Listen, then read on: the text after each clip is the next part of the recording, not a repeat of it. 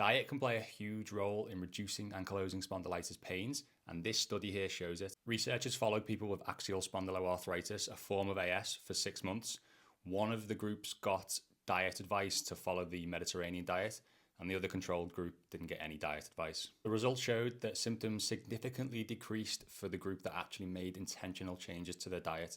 This was compared to the control group where there was no change to symptoms. That leads to the conclusion that you'd imagine they'd give, which is improving adherence to the Mediterranean diet may have a beneficial impact on the activity of axial spondyloarthritis. Now, I don't think the Mediterranean diet is the magic answer to AS, but for sure, if you've never dieted before, it can have magic results. Why this diet can have a big effect. So look at this outline of the Mediterranean diet here.